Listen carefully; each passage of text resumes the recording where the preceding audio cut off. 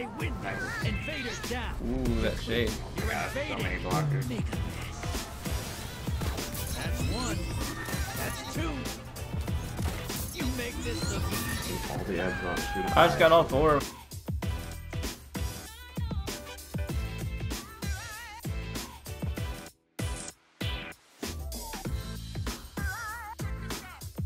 Yo, what is going on, Guardians, and welcome back to another Destiny 2 gameplay video. Hey, in this video we're going to talk about the Queenbreaker's bow exotic linear fusion rifle and its presence in Gambit specifically. Now, I got my Queenbreaker to drop I think a couple of weeks ago now, and I never really gave it much time until these past few days. I started using it in Gambit and I tooled my whole armor setup around this weapon, and I've got to say, oh man, this gun might be too good.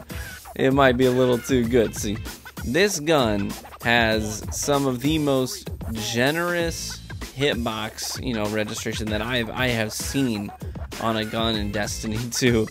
Like, I mean, you'll see some of my shots in this gameplay that look really good. I mean, I'm right on the guy's head, pull the trigger, bam, he's down, I get the kill.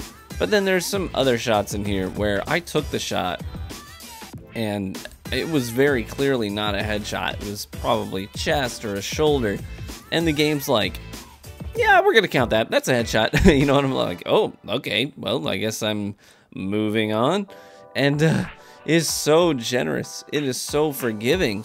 And it's honestly, it's so easy to rack up kills with this thing and feel like you're not even breaking a sweat, you're not even trying. It's got a lot of things going for it. That's the biggest thing, I think, is just the generous registration for precision shots that shouldn't be precision shots. Other than that, it's got high aim assist. I mean, it's got really high aim assist. On top of that, if you stack your perks correctly, like with my armor right now, I pick up 7 to 8 shots on a heavy brick that drops on the ground. And I can hold up to 15 shots, and that's potentially 3 team wipes, and then some, maybe, if you're not missing your shots. It's utterly ridiculous. And my build has enhanced unflinching linear fusion. It has linear fusion target acquisition on it. It's got scavenger. It's got linear fusion reserves, so all these things stacking on top of it, and I just feel so powerful in Gambit right now. I feel like the big bad monster, and when people invade, like, I'm not threatened, I'm not scared. Just one shot and they're down.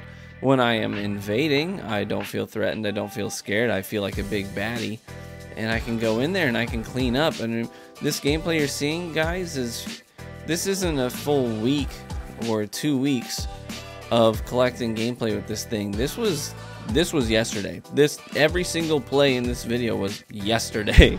So you're talking just a few hours of gaming in Gambit, and I'm able to rack up this many 4 pieces, full team wipes with this thing. It's pretty ridiculous.